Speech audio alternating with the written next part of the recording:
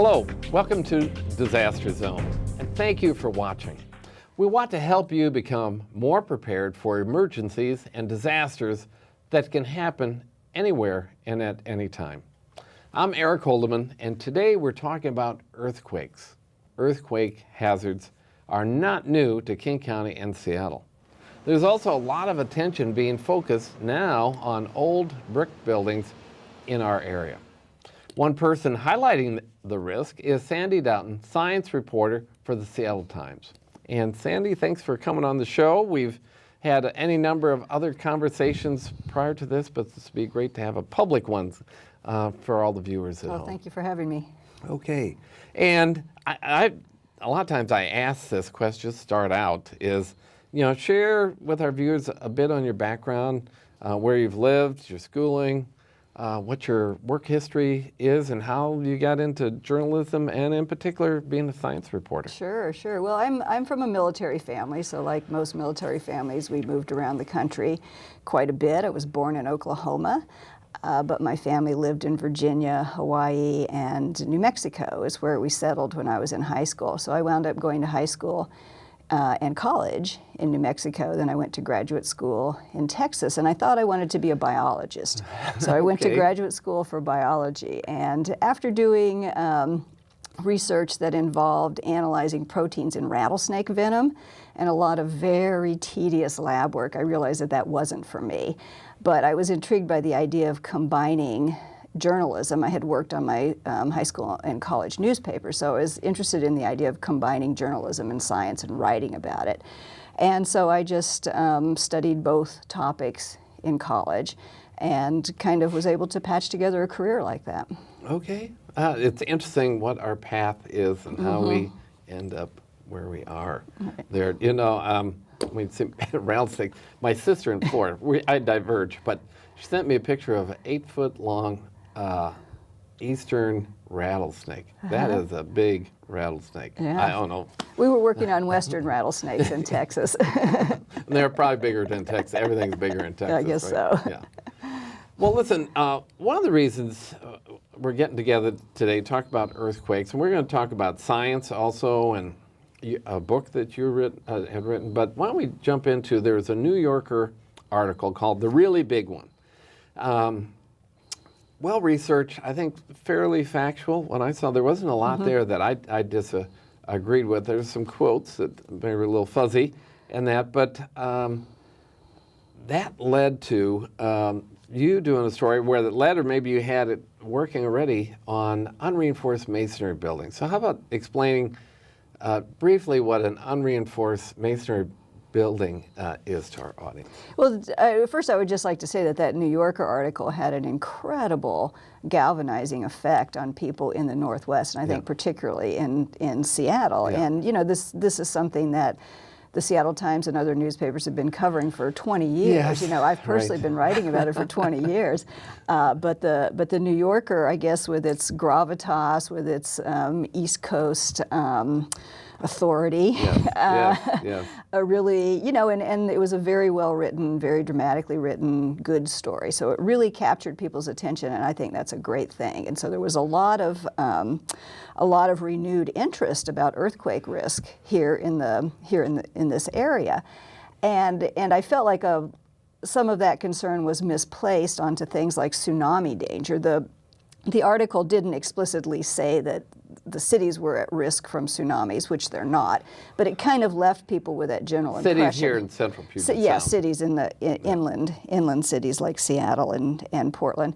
And, since I've written about this for so long, I know that, probably the biggest risk to life here in our city, Seattle, Portland, Vancouver, are these old buildings. These old brick buildings that we've known for decades are not going to stand up to an earthquake. They're going to collapse. They're going to kill people. And so just kind of like riding the coattails of the New Yorker article, I thought, let's revisit this issue and see if we can get it back on the attention, screen here in Seattle. Okay. So then, what's a URM? And we're supposed to be acronym free, but unreinforced masonry building. What Yeah, is that? I don't even use that term very often because what they are is just basically old brick buildings. Technically, they can be old stone buildings as well, but the walls are not well fastened to the floors, and the bricks are not held together by anything other than mortar. So we saw in the Nisqually quake, the heaviest damage was to old brick buildings, a lot of them down in Pioneer Square, and that was not even a very powerful quake. That was nothing compared to these big quakes that we're going to get. I always say, I tell people, and that earthquake was 40 miles away from downtown Seattle, Exactly. and 30 miles deep in the ground. Yes, and hundreds of times, thousands of times less powerful than the kind of coastal megaquake that we're expecting. Right. Okay. And so what is it? It's interesting. I always say, what did you know? When did you know it? What have you done about it? So we know there's an earthquake hazard. We know that we have this very dangerous type of structure. So we know that. And we know we've known about it. And the question is, why hasn't anything been done about it, and who should do something about it? Yeah, well, it's as in everything, it comes down to money, because it's going to cost money to upgrade these old buildings, and the people who own the buildings, understandably, don't want to spend that money when they don't know what return they're going to get on their investment. There's great uncertainty about when the quake is going to hit, so you could invest $1 million in upgrading the building, and the building has a lifespan of 50 years, and the quake hasn't hit by then. So it's a tough economic pill for the building owners to swallow. But it has been done elsewhere. The state of California took this on in a really serious way, and that's what it takes to get progress. You have to have, government has to act, and government can do things to sort of lessen the blow, the economic blow, but it's government's job to regulate public safety. And these buildings are a public safety hazard. And there just hasn't been the political will yet in Seattle or Washington State. This is not Washington State. This is not a city of Seattle issue. Not strictly, but of course the highest concentration of these old buildings is here in Seattle, but no jurisdiction in the Pacific Northwest, not British Columbia, not Washington, not Oregon, has really taken this on in a serious way like they did in California. And it's, it just takes political leadership and someone making it a priority to push it through. And there's going to be a lot of resistance, a lot of unhappiness. And there's also concern that, the old brick buildings add a lot to the character of a city. Well, we're not saying you have to tear them down. No, you don't. No, you don't. But there's concern that if it costs too much, that owners will just abandon buildings or will tear them down rather than bother with it. Yeah, that there's this historical preservation aspect of it. And I would say, well, are you interested in preserving buildings or preserving life?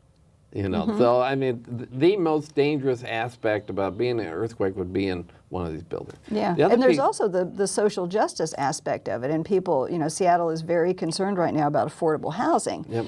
And so many of these old buildings are apartments, and the rents are surely lower there than they are in the new apartments. But by not requiring upgrades, you're saying that it's okay for those people who live in these lower income apartments to be killed in an earthquake. Yeah, and I just find that, I don't know how you can have that type of thinking to it. I value your life more than low rents.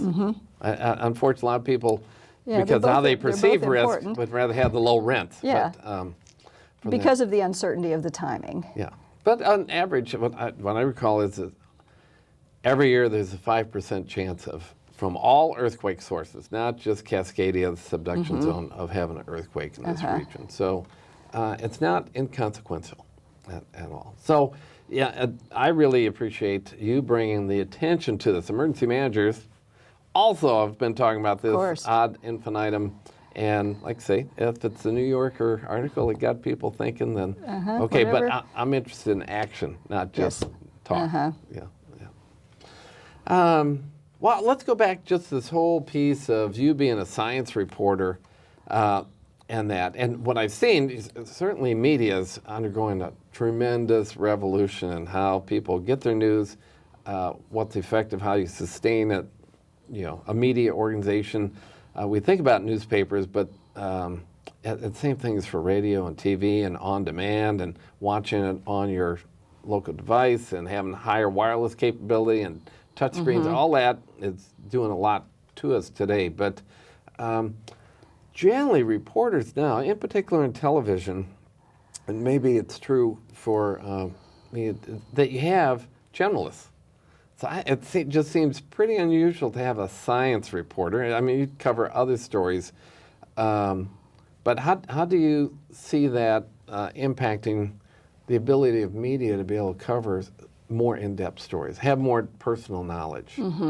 Well, it's, like you said, it depends from media outlet to, it varies from the type of media outlet. The newspaper business has been particularly hard hit in recent years. The staff at the Seattle Times, I've been there about 13 years. Our newsroom staff is probably about half of what it was when I joined the paper, just because we're not bringing in enough money to support a staff that size. Yeah. And there used to be, it used to be every major newspaper around the country had a science reporter, and that it really is a thing of the past. Except there's a few holdouts, and we're lucky in Seattle because the Seattle Times is a family-owned newspaper, and the Doughton family has invested a lot of money, their own money, sold property to kind of keep us going, and that hasn't happened in other places. But so you have science coverage diminishing in newspapers, but then at the same time, there's been an incredible explosion of online outlets, and so it's kind of a strange time because there's sort of an incredible renaissance going on in science writing, and there are a lot of just really excellent people out there, writing in these alternative formats. Now, whether they're going to survive, whether they can make any money to pay those people's salaries remains to be seen. So, are you tweeting in addition to? Of course, I tweet. Yes. All that. So it is all formats. I know reporters, television. I talk to more of them that they're filing a story. They're doing a short version for the online thing, and then they're also using social media. So. Right. So I'll often have to write two versions of the same story, something fast that we can put up on the web, and then something longer for the next day. Okay. All right. One more question before we take our break, and that's a personal observation I've seen is it seems that science and scientists don't necessarily have the same level of respect that they once had with the general society from that. Why do you think that's true, and what degree does that and the internet play a role in changing our value system there? Yeah, I think that's definitely true. In some ways, it's a good thing. You shouldn't just blindly accept what experts tell you. And I think some of the distrust comes from the fact that in the past, experts have been wrong. But I think a lot of it also has to do with these kind of orchestrated campaigns that have been underway in recent years, particularly around the issue of climate change.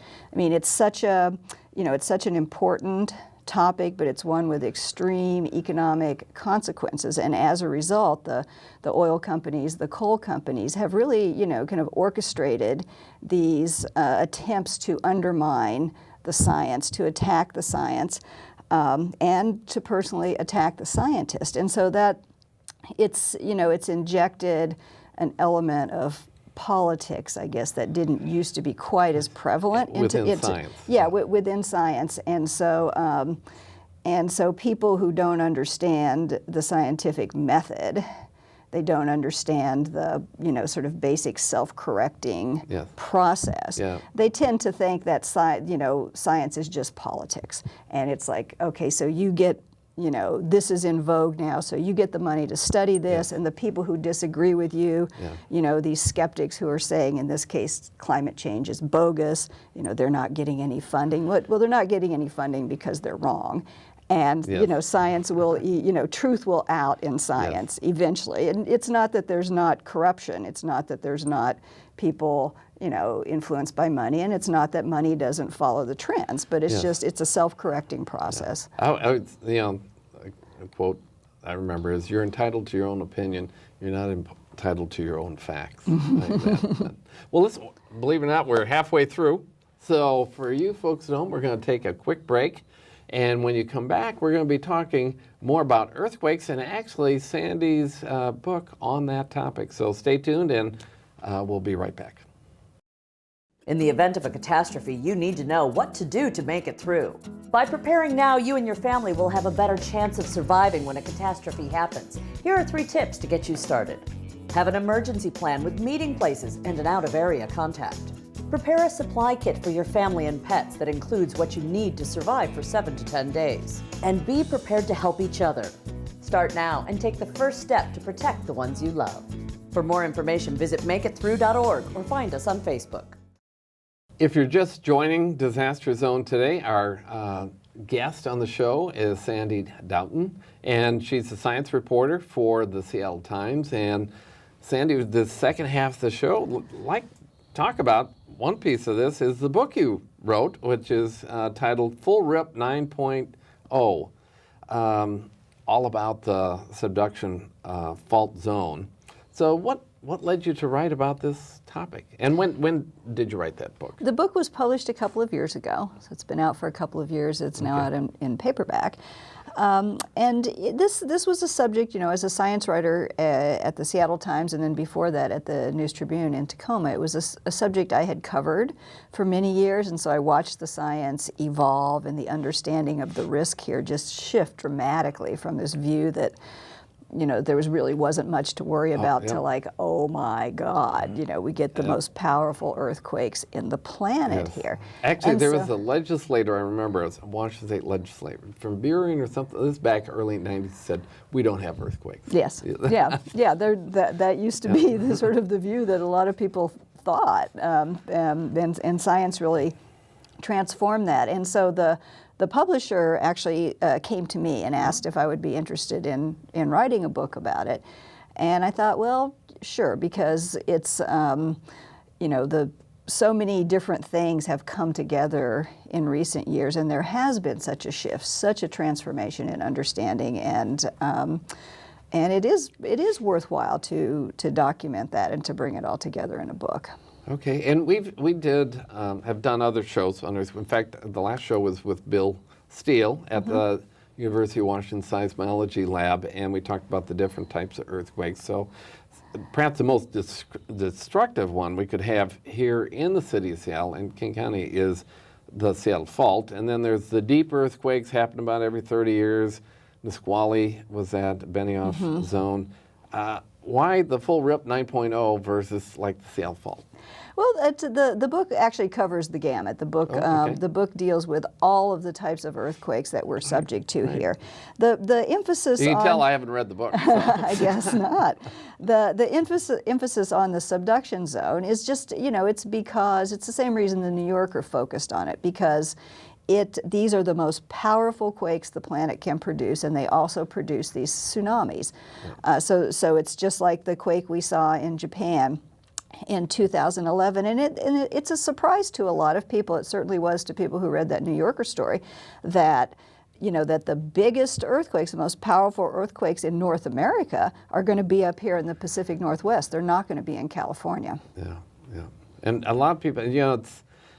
We have a significant population influx, and generally it's not people having children here, but people moving to Pacific Northwest. When I moved here, I didn't know Mount Rainier was a volcano. I had no idea that there were earthquakes in the Pacific. Nationally, I think everybody thinks California. Yes. What have you. And I think there's still a lot of people don't understand the earthquake risk, so your book can be helpful there. But you chose an interesting style for the book, for writing a nonfiction book. Explain how you wrote about these risks. You can write about something like earthquakes in sort of a textbook kind of way, just a dry. Here boring. Here are the facts. Yeah, I mean, and those kind of books certainly put me to sleep. So I didn't want to write that kind of book. And so instead I took what's called a narrative approach, and it's just tell the story about how how the understanding changed, and you tell that through the people who were involved, and so it becomes an ongoing story of discovery, and there are just so many fascinating people who are responsible for getting out, doing the field work, discovering, first of all, that this huge fault exists, then discovering that this huge fault has generated earthquakes in the past, and then digging into that history, and then discovering things like the Seattle fault, and understanding the fact that there's a whole series of faults that run across Puget Sound and actually over into eastern Washington. So it's been a story of knowledge building on knowledge, and very interesting people doing the work. Okay, and so it's not a fictionalized piece, it's just you're talking about all the people from more a personal basis. Yeah, it's what's called narrative nonfiction. Okay, and what's the reaction you've gotten from people about the book? The reaction has been very positive. I've gotten good reviews. Okay, well that's good. All right. At one point when I was in the throes of writing the book, I just thought, just let me get it done and not have it be a total embarrassment. Okay. And it's turned out better than that. So, I feel like it has been well received, but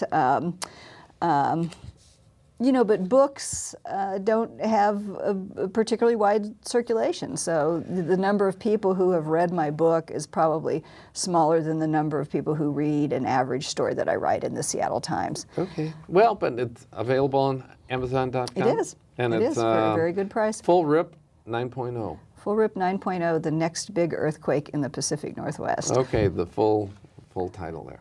Well, you've been around this things. We talked a little bit about the unreinforced masonry building, brick buildings and that. Generally, when people think about emergency management, disasters, it's all, I call it the sexy stuff of the disaster response. It's, the movies and whatever it is, it's always about the response. How do you see disaster mitigation versus disaster response? How could we...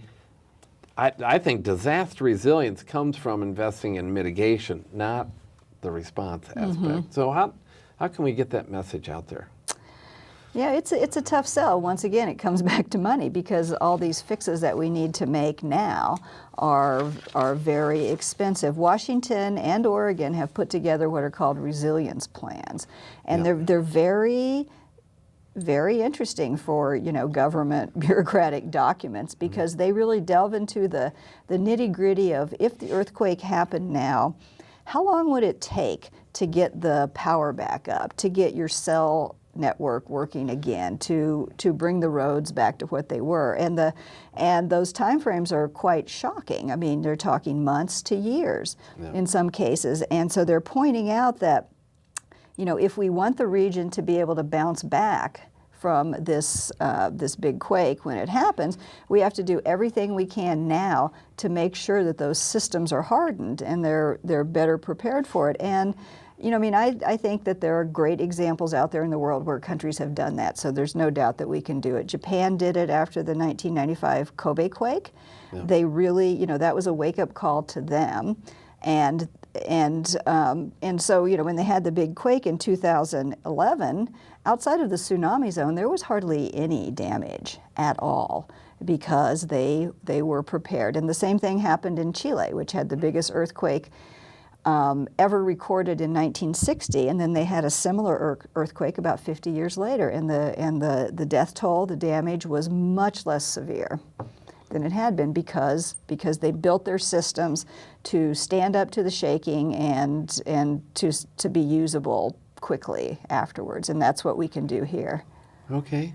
So you've looked, you mentioned the two different states, Washington and Oregon.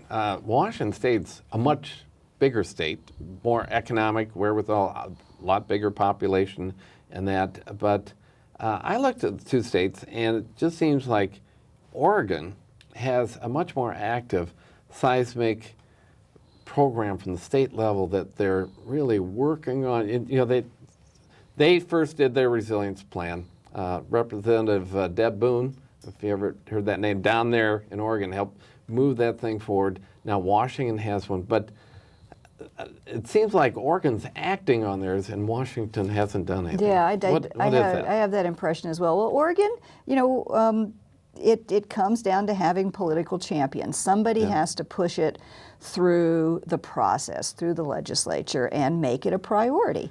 And it's a tough thing for a politician to take on because you have so many other, immediate priorities, schools, housing, there's all kinds of things competing for attention and money, and they're right in front of your face, whereas this earthquake is kind of like, floating out there. You don't know if it's going to hit while you're in office. So in Oregon, they've got some people who have in the legislature, the president of the Senate. They've made it a priority, and so this year they pushed through legislation creating the position of an earthquake czar to work with all the agencies right under the governor. A position. This is before the earthquake. Before the earthquake, yes, okay. Yes, what a thought. And they've earmarked $300 million for upgrades of schools, in particular, seismic upgrades.